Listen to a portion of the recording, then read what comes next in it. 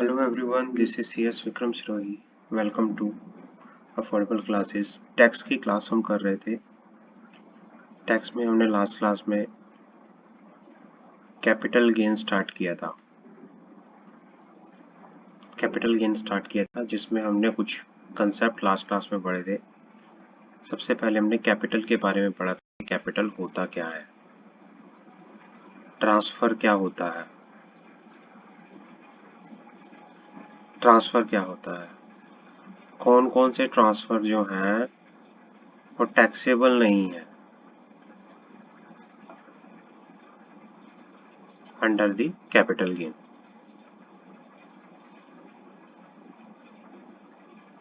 हमने ये last class में बात की थी. हमने कंसेशनल टैक्स रेट की बात की थी. How to compute capital gain, types of capital gain,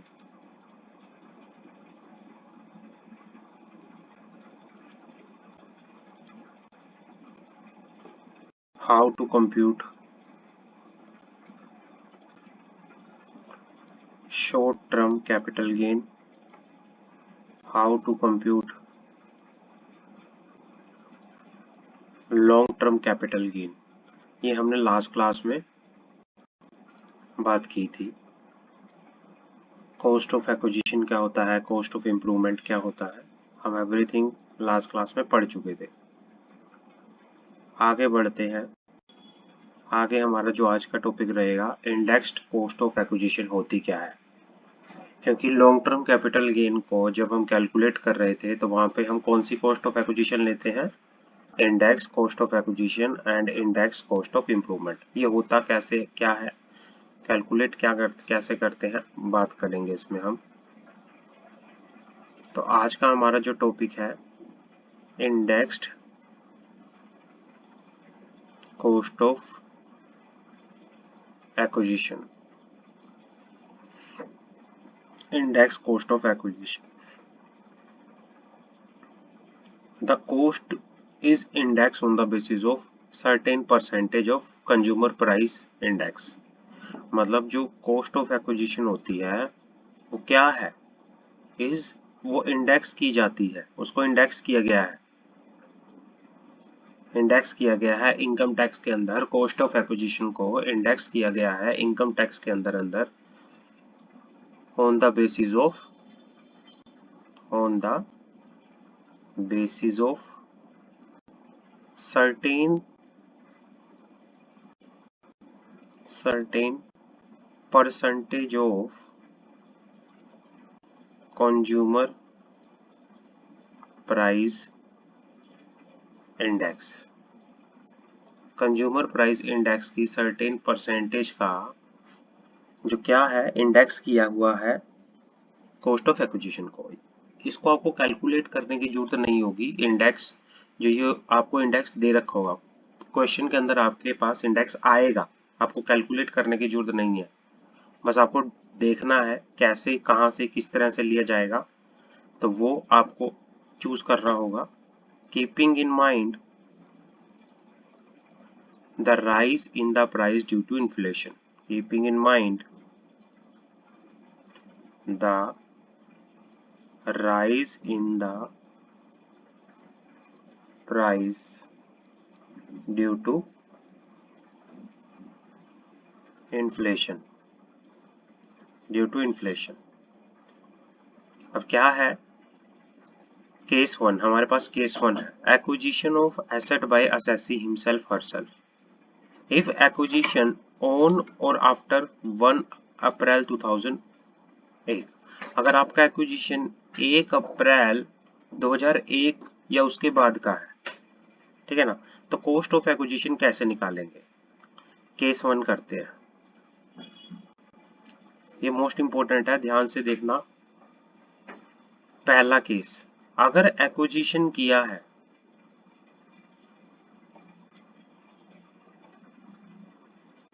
acquisition of asset by assessee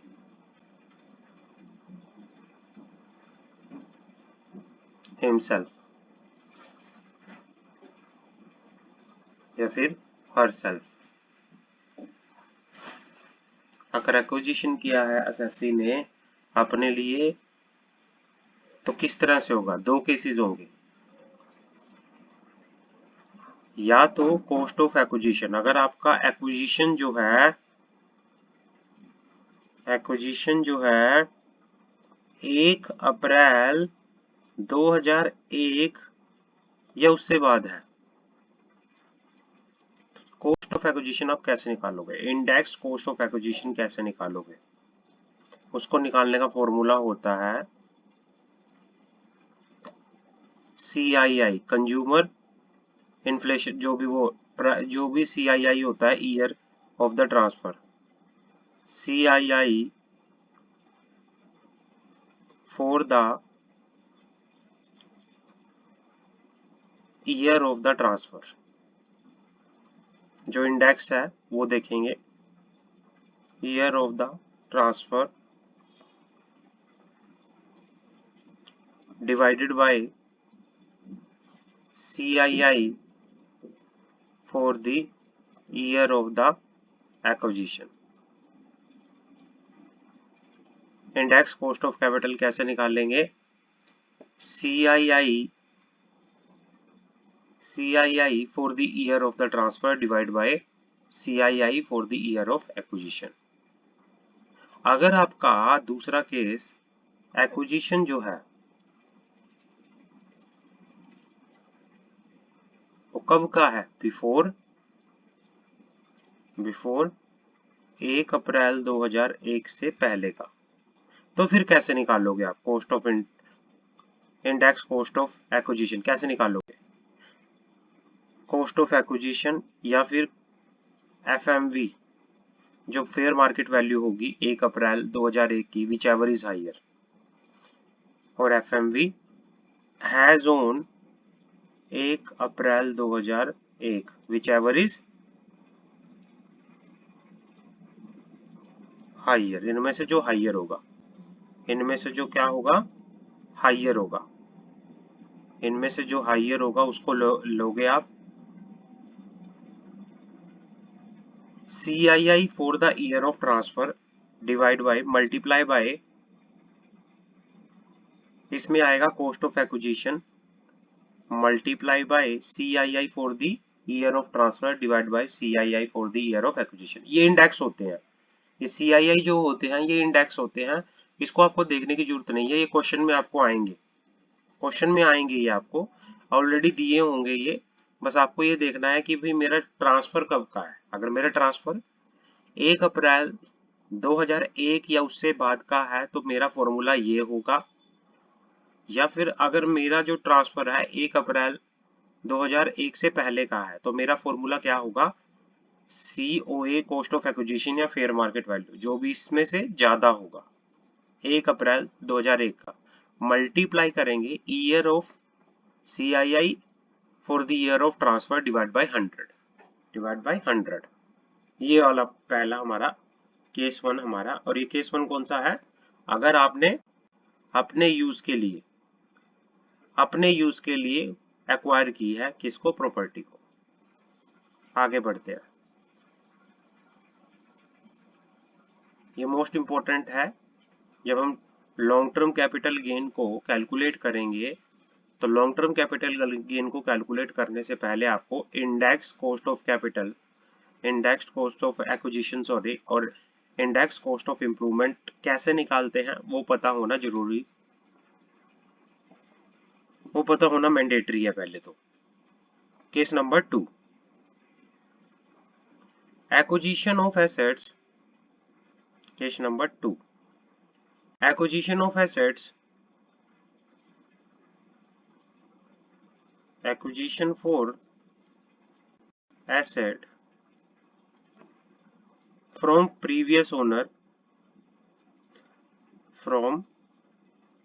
previous owner by assessee। assessee ने जो एसेट है किसी प्रीवियस ओनर से लिया है तो उस केस में इंडेक्स कॉस्ट ऑफ कैपिटल क्या होगी? इंडेक्स कॉस्ट ऑफ एक्विजिशन क्या होगी, तो उस केस में इंडेक्स कॉस्ट ऑफ एक्विजिशन निकालने का फॉर्मूला होता है cost of acquisition to the previous owner. जो प्रीवियस ओनर ने जो प्रॉपर्टी जो एसेट जो है परचेज की थी, एक्वायर की थी, उसकी cost of acquisition. Cost of acquisition to the previous owner, previous cost of acquisition to the previous owner multiply करेंगे कॉस्ट ऑफ CII जो कंज्यूमर इंडेक्स है, मल्टीप्लाई करेंगे इसको CII for the year of CII for the year of transfer, divide कर देंगे CII for the year in which asset is first held by the assessee. मतलब CII for the year of transfer divide bye CII of the year of in which CII लेंगे उस year की जिसमें assessee ने asset को purchase किया था, in which asset first acquired by the assessee। ये CII आपको निकालने की जरूरत नहीं है, ये CII आपको क्वेश्चन के अंदर दिया जाएगा। और आगे बढ़ते हैं। पहला केस एक्विजिशन अगर खुद से की है तो दो चीजें होती हैं, अगर आपने एक्वायर 1 अप्रैल 2004 या उसके बाद किया है, या दूसरा केस अगर आपने एक्विजिशन 1 अप्रैल 2001 से पहले किया है। तो उसके फॉर्मूले ये हैं, केस नंबर 2 ये है। और आगे बढ़ते हैं। Cases where indexation benefit not available even on transfer of long-term capital assets। long-term capital assets के ट्रांसफर पर अगर आप इन एसेट्स का ट्रांसफर करते हो, ठीक है ना, तो आपको इंडेक्सेशन बेनिफिट नहीं मिलेंगे। अगर डिबेंचर बॉन्ड के केस में share debenture acquired by non resident in foreign currency, अगर कोई शेयर्स या डिवेंचर्स थे किसी नॉन रेजिडेंट ने फॉरेन करेंसी में होल्ड कर रखे हैं, इंडेक्सेशन बेनिफिट नहीं मिलेंगे। स्लम सेल के केस में equity shares and any equity oriented unit of business trust certain transaction bye non resident under section 115AB 115AC gold depository receipt transfer of security by the FII transfer of forex by NRI transfer of unlisted security by NR under section 115 depreciable assets other than power generating units। तो जो ये बता रखे हैं ना transfer, जो ये transfer बता रखे हैं, इनके ऊपर इंडेक्सेशन नहीं लगेगा। इन पे सिंपल जो कॉस्ट ऑफ एक्विजिशन आएगी वही लेके चलेंगे। इंडेक्सेशन जो है इस पे अवेलेबल नहीं होगा, नॉट अवेलेबल। किस केस में? डिबेंचर बॉन्ड शेयर्स और डिबेंचर अगर फॉरेन करेंसी के अंदर किसी नॉन रेजिडेंट ने एक्वायर कर रखे हैं। Slump sale equity shares equity oriented fund unit of business trust certain transaction by the non resident और transfer of GDR transfer of security by FII transfer of forex by NRI transfer of unlisted security by NR depreciable assets. इनके ऊपर जो है indexation benefit नहीं मिलेगा, इनके ऊपर जो है इंडेक्सेशन बेनिफिट नहीं मिलेगा। आगे बढ़ते हैं। Cost of improvement, indexed cost of improvement क्या होता है? Indexed cost of improvement.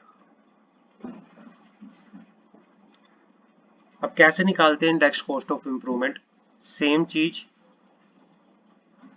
10 CUI cost of improvement उसको इंडेक्स कर दिया जाता है, उसको क्या कर दिया जाता है? इंडेक्स कर दिया जाता है।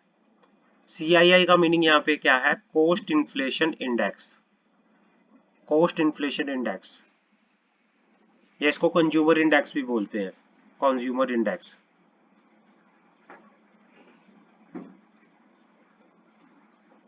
कंज्यूमर इंडेक्स मतलब उसकी परसेंटेज के बेसिस पे क्या कर दिया जाता है, इंडेक्स कर दिया जाता है। Any improvement took place 1 April 2001, अगर आपकी कोई कॉस्ट ऑफ इंप्रूवमेंट थी और वो कब की थी, 1 अप्रैल 2001 की, उसको आप कंसीडर नहीं करोगे, उसको आप कंसीडर नहीं करोगे। तो फिर कैसे निकालेंगे, हमेशा कॉस्ट ऑफ इंडेक्स किसका होगा, कॉस्ट ऑफ इंप्रूवमेंट का इंडेक्स कौन सी का होगा, जो कॉस्ट ऑफ इंप्रूवमेंट हुई है 1 अप्रैल 2001 के बाद, आफ्टर 1 अप्रैल 2001। निकालते कैसे हैं, COI after 1 April 2001 multiply by CII for the year of transfer, for the year of transfer divided by CII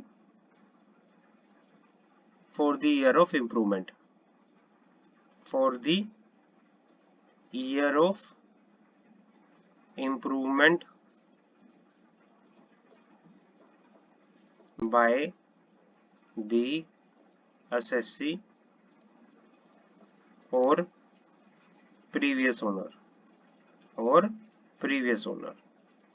अब ये CII क्या होता है, ये CII है, ये बता रखे हैं 2001 से शुरू होते हैं ये, 2001 से लेके 2 तक CII क्या इतना है 100, 2 से लेके 3 तक 105, 3 से लेके 4 तक 109, 4 से लेके 5 तक 115, ये दे रखे होंगे आपको, ये आपको लर्न भी नहीं करना है, ये आपको एग्जाम के अंदर आएंगे CII, ये CII एग्जाम के अंदर आएंगे, तो दिक्कत लेने वाली कोई बात नहीं है, आपको बस कैलकुलेट करना है, आपको बस सिंपली क्या करना है, कैलकुलेट करना है। अब क्या है, cost of acquisition in certain cases, cost of acquisition, cost of acquisition in certain cases of certain assets, certain assets। Goodwill, if अगर कोई गुडविल है सेल्फ जनरेटेड गुडविल, अगर कोई गुडविल है और जो कि सेल्फ जनरेटेड है, तो उसकी कॉस्ट ऑफ एक्विजिशन क्या होगी, नील होगी, क्योंकि वो आपने खुद जनरेट किया है, आपने किसी से गुडविल परचेज नहीं करी, तो उसकी जो कॉस्ट ऑफ एक्विजिशन होगी नील होगी, नील। अगर आपने किसी से गुडविल जो है एक्वायर की है, एक्वायर, उसकी कॉस्ट ऑफ एक्विजिशन क्या होगी, जो जिस प्राइस पे आपने उसको परचेज किया वो उसकी क्या होगी, cost of acquisition, purchase price, purchase price, जिस प्राइस पे आपने उसको परचेज किया वो उसकी क्या होगी, कॉस्ट ऑफ एक्विजिशन।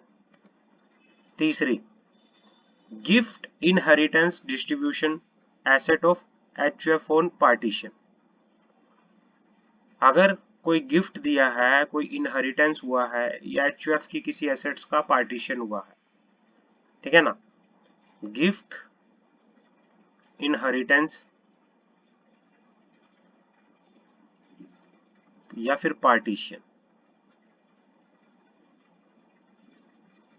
अगर या फिर partition of the HUF on partition, on partition,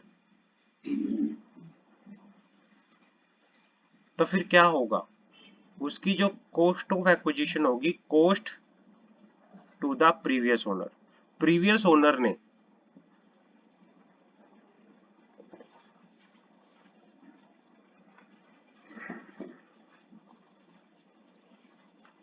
cost to the previous owner, previous owner ने जितने रुपए में उसको एक्वायर किया होगा वो उसकी कॉस्ट होगी। बोनस शेयर अलॉटेड टू, अगर बोनस शेयर कंपनी ने बोनस शेयर अलॉट किए हैं प्रायर टू 1 अप्रैल 2001, तो हम लेंगे fair market value as on 1 April 2001। 2001 पे fair market value. Bonus share को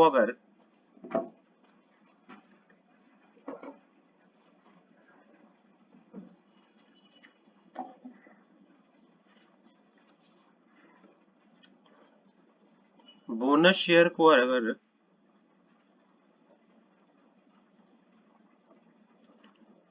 अलॉट किया गया है after 1 April 2001, cost of acquisition जो होगी नील आएगी, नील। ये आपको याद करना पड़ेगा। इन केसेस में कॉस्ट ऑफ एक्विजिशन क्या होगी, वो नील आएगी। राइट शेयर का कॉस्ट ऑफ एक्विजिशन क्या होगा, इसका कॉस्ट ऑफ एक्विजिशन होगा amount paid to acquire the shares. जो आपने शेयर्स को परचेज करने के लिए अमाउंट पे किया है ना, वो क्या होगा, कॉस्ट ऑफ एक्विजिशन होगा। लास्ट पढ़ते हैं। Right share which are purchase by person in whose favour assessee has renounced the right and title. Purchase price paid to the renouncer plus purchase paid for acquiring price paid for acquiring right shares। मतलब इसमें कौन कौन सा आएगा, purchase price paid to the renouncer plus price paid for acquiring the shares. तो ये हमारा क्या होगा, कॉस्ट ऑफ एक्विजिशन होगी इन केसेस के अंदर। एग्जांपल दे रखे हैं हमारे पास। On 25 December 2021 mister X sold 450 grams of gold. The sale consideration which was 14,50,000. He has acquired gold on 20th August 2000 of rupees 4 lakh. Fair market value for the 500 grams of gold on 1st April 2001 was 3,40,000. Find out the amount of capital gain chargeable to the assessment year। तो ये gold की बात कर रहा है। Sale price कितना था, sale price था 14,50,000।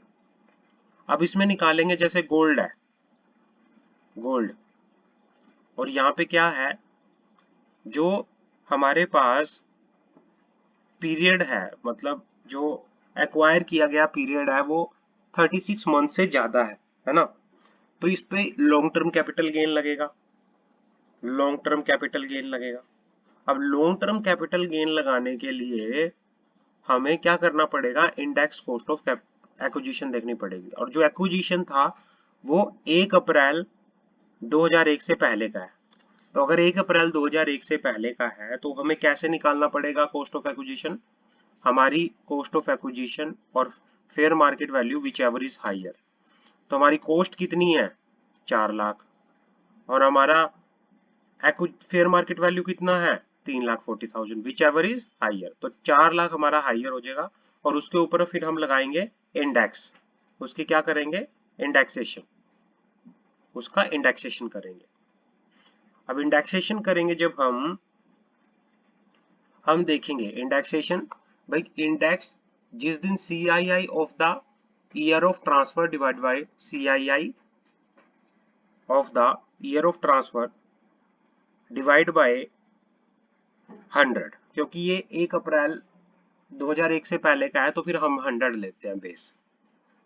तो CII जो ट्रांसफर की डेट का था वो कितना था, 2020 का, 2021-22 का, ये रहा 317। हमारी कॉस्ट 4 लाख, 317 डिवाइड बाय 100, तो जो आएगा इसको माइनस करके हमारा लॉन्ग टर्म कैपिटल गेन आ जाएगा इतना। ये केसेस हैं अलग अलग, ये केसेस हैं।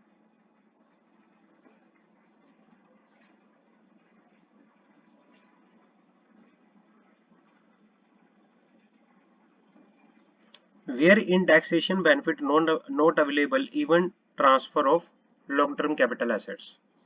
जैसे आपने कोई डिवेंचर इशू किया, डिवेंचर्स, ठीक है ना, mister miss Dikshita has 1009% debenture of DD limited acquired on 15/4/2009 for ₹85 each, as on 1 February 2022 she sold such asset for ₹12550 brokerage of इतने परसेंट की दी for the sale which was paid by her compute capital। तो इसमें क्या होगा, जो total sale हुई कितने की हुई, टोटल सेल जो हुई 1,25,000, उसमें से माइनस करेंगे जो सेल्स को करने के लिए पैसा, एक्सपेंसेस ऑन सेल कितना हुआ, ब्रोकरेज पे की, वो माइनस करेंगे।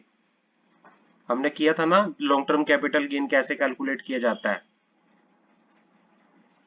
जैसे सेल कंसिडरेशन था हमारा इतना, लेस कर देंगे उसमें से expenses on transfer that is brokerage.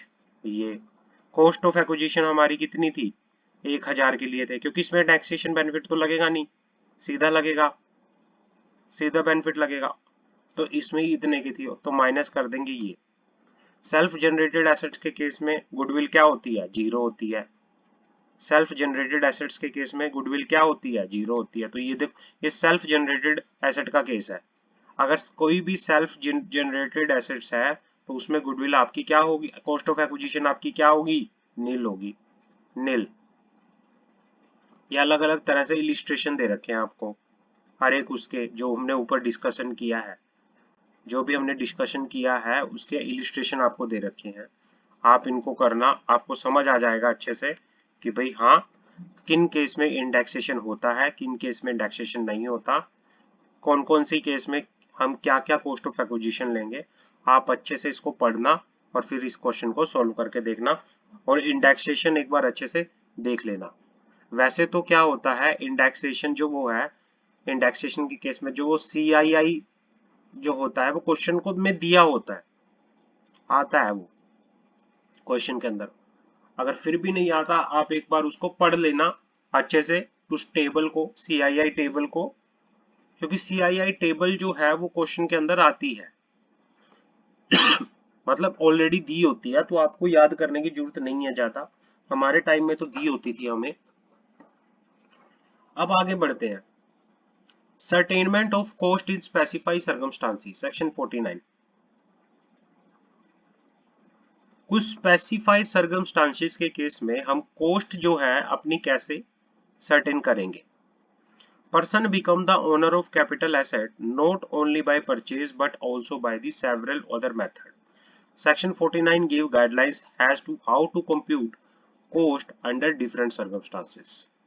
Different circumstances के केस में किस तरह से कॉस्ट को कैलकुलेट किया जाता है वो हम पढ़ेंगे। पहला case, cost to the previous owner has cost of acquisition of assets.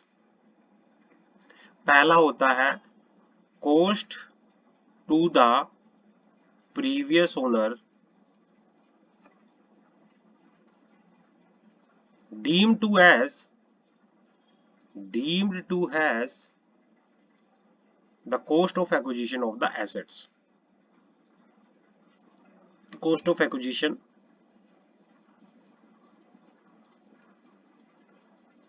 of the assets। मान लो कई बार क्या होता है कि भाई आपके पास वो एसेट किसी गिफ्ट की फॉर्म में आई, कभी विल की फॉर्म में आई, पार्टीशन के केस में आई, है ना, तो कुछ सिचुएशंस होती हैं, तो उसमें आपके पास अगर वो जो चीज है फ्री में आई है और आपने उस चीज को आगे ट्रांसफर कर दिया है, तो आपके लिए वो कॉस्ट क्या होगी, उसकी कॉस्ट हम प्रीवियस ओनर जो पीछे से आपके पास, मान लो आपके फादर ने मिस्टर ए ने, आपके फादर ने आपको कोई गिफ्ट दिया,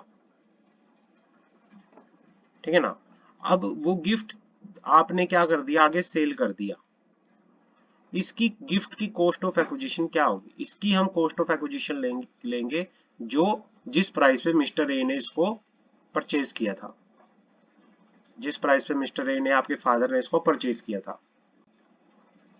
अब केसेस दे रखे हैं जहां पर कॉस्ट ऑफ एक्विजिशन जो प्रीवियस ओनर की ली जाती है। In the following cases, the cost of acquisition of the asset shall be deemed to be the cost for which previous owner of the property acquired it. To this cost, the cost of improvement to the asset incurred by the previous owner or the owner of the assessee, मतलब previous owner or the assessee must be asset. मतलब इस cost of acquisition के अंदर हम cost of improvement दोनों तरह की add करेंगे. cost of improvement जो करी होगी previous owner ने और जो assessee ने, दोनों ने, वो ऐड होगी. अब कौन कौन से केसेस हैं जिसमें हम जो कॉस्ट ऑफ एक्विजिशन है प्रीवियस ओनर की लेंगे. पहला, distribution of asset on the total और पार्टीशन ऑफ एचयूएफ, गिफ्ट और will, succession, inheritance, any distribution assets on liquidation of company, under a transfer of revocable irrevocable trust, under any transfer of capital asset by holding company to its wholly owned subsidiary Indian company or by subsidiary company to its 100% holding company referred in section 47, 47 V, 47 4, 47 5 respectively. Under any transfer referred to in section 47 6 of the capital asset by amalgamating company to the amalgamated company in a scheme of amalgamation.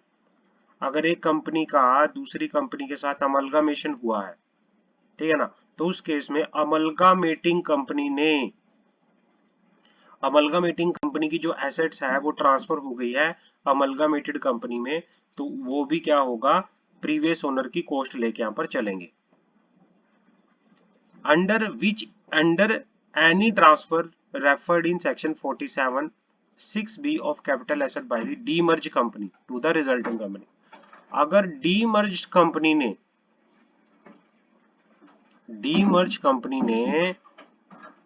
Resulting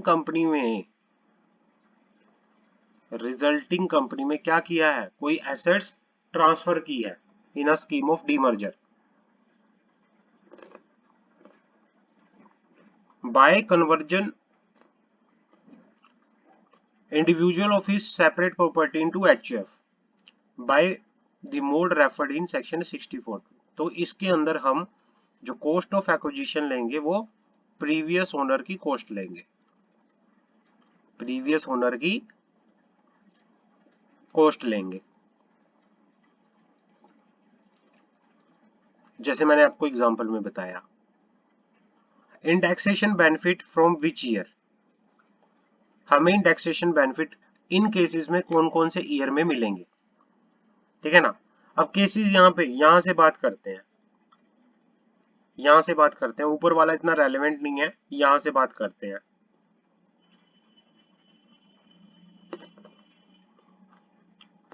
पहला case, cost of acquisition of share received under scheme of amalgamation. भाई जो cost of acquisition होगी amalgamation के cases में क्या होगी, अगर share in amalgamated company which is Indian company become the property or as property of assessee in consideration of the transfer of share referred to in section 47 held by him in the amalgamating company under a scheme of amalgamation. मतलब क्या था, दो company थी A B, जो ये ए है वो B के साथ अमलगामेट हो गई, ए खत्म हो गई, बी रह गई, अमलगामेट हो गई, ये इसके साथ अमलगामेट हो गई, ठीक है ना. तो उस केस में क्या होगा, जो इसके अंदर किसी शेयर होल्डर ने शेयर ले रखे थे और उसने अपने शेयर को बी को ट्रांसफर कर दिया और बी ने अपने कंपनी के शेयर इसको दे दिए, है ना, बी ने अपने कंपनी के शेयर इसको दे दिए, तो इस केस में कॉस्ट ऑफ एक्विजिशन क्या होगी, cost of acquisition to him of the share in the amalgamated company shall be taken as cost of acquisition. भाई जो इस कंपनी के शेयर जो इसको मिले, इसकी कॉस्ट ऑफ एक्विजिशन क्या होगी, बी कंपनी के शेयर्स की कॉस्ट ऑफ एक्विजिशन क्या होगी, इसकी cost of acquisition is equal to जो इसने ए कंपनी में शेयर परचेज किए थे ना, उसकी कॉस्ट ऑफ एक्विजिशन के बराबर माना जाएगा। क्लियर है कि भाई मान लो आप में से एग्जांपल लेता हूं मैं,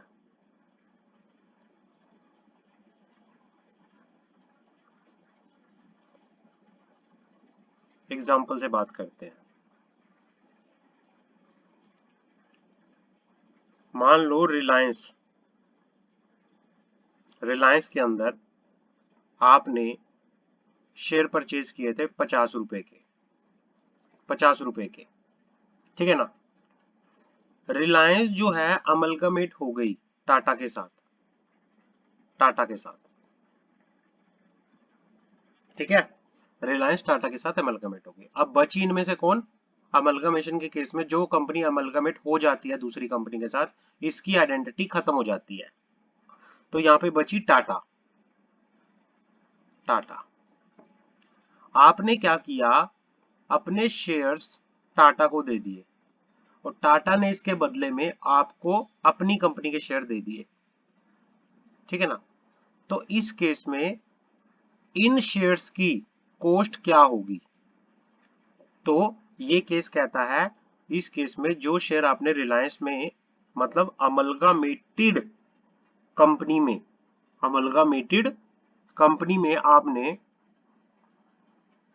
जो शेयर्स परचेज किए थे, अमलगामेटेड कंपनी के अंदर जो शेयर्स आपने परचेज किए थे, मतलब उसकी वैल्यू, टाटा के शेयर्स की वैल्यू इक्वल होगी, जो cost of acquisition of Tata क्या होगी, हम मानेंगे सीओए ऑफ रिलायंस।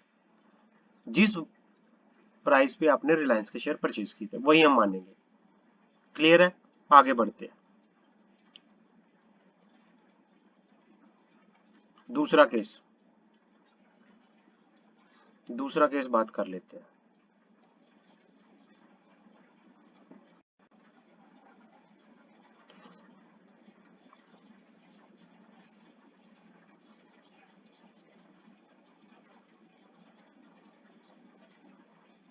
दूसरा केस बात कर लेते हैं। Cost of acquisition of share received during the process of conversion of bond or debenture, stock or deposit certificate। Cost of acquisition क्या होगी किस केस में? अगर शेयर रिसीव हुए हैं during the process of conversion of bond, मतलब आपके पास debenture थे, डिबेंचर्स थे और वो डिबेंचर्स थे या बॉन्ड्स थे, अब वो कन्वर्ट हो चुके हैं, वो कन्वर्ट हो चुके हैं किसमें? शेयर्स के अंदर, शेयर्स के अंदर कन्वर्ट हो चुके हैं, ठीक है ना। इस केस में इन शेयर्स की कॉस्ट ऑफ एक्विजिशन क्या होगी? अब ये बात करते हैं। If it is possible that person might have become the owner of shares debenture in a company during the process of conversion of bond or debenture, debenture stock या debenture certificate referred to in under section 47।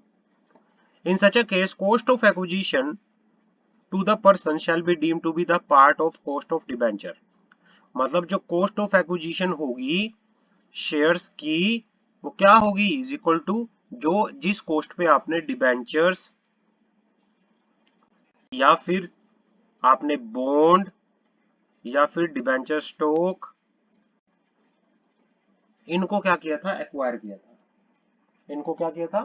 Acquire किया था। जिस जिस cost पे आपने इनको क्या किया था? एक्वायर किया था। आगे बढ़ते हैं।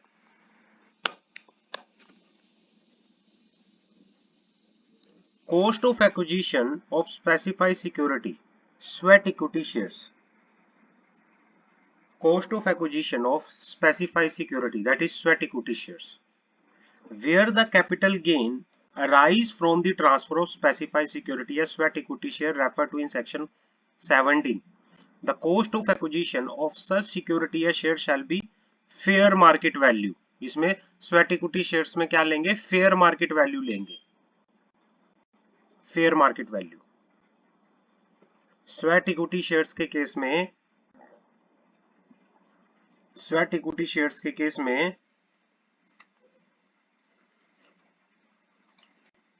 कॉस्ट ऑफ एक्विजिशन क्या होगी? उस शेयर्स की fair market value, FMV, fair market value लेंगे। आगे बढ़ते हैं।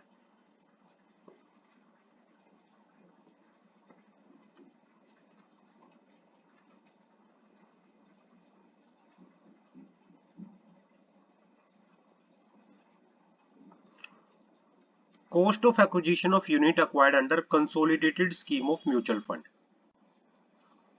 अगर आपने कोई यूनिट्स परचेज की हैं, किसकी? किसी consolidated scheme of mutual fund, तो इस केस में इन यूनिट्स की कॉस्ट ऑफ एक्विजिशन क्या होगी, वो बात करते हैं।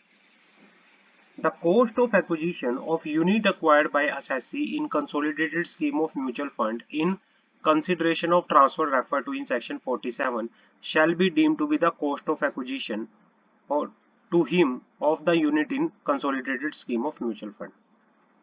मतलब क्या कहना चाह रहा है यहाँ पर, जो cost of acquisition होगी किस चीज की? Cost of acquisition of the unit acquired by assessee in consolidated scheme of mutual fund in consideration of transfer shall be deemed to be the cost of units।